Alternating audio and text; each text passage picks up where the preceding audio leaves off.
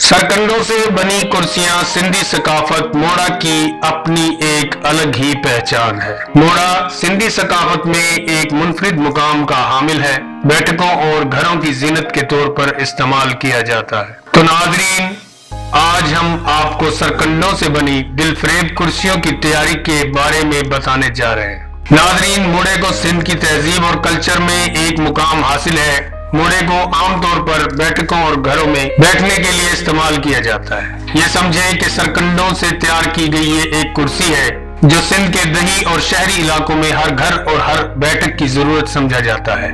और शहरी इलाकों में लोग शौकिया सरकंडों से बने इन मोड़ों को अपने घरों की जीनत बनाते हैं। मगर ये मोड़े बनते कैसे हैं और मोड़ों को बनाने वाले कारीगरों को कौन कौन सी मुश्किलात दरपेश हैं और मोड़े बनने से पहले किन मराइल से गुजरता है, मोड़ा बनाने वाले कारीगरों की जुबानी सुनते हैं।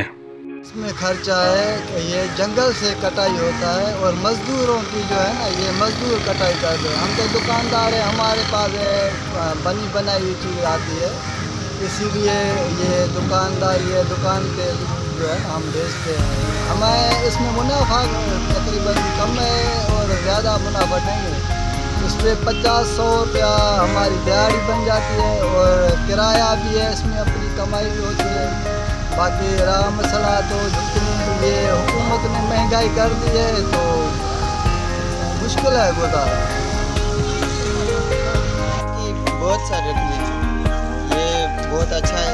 एक जो अच्छा वाला है वो 2500 में मिलता है और इससे भी कम है, 1000 में मिलता है, 1200 में मिलता है। ये हम लेके जाते हैं अपने घरों में, ओटाकों में।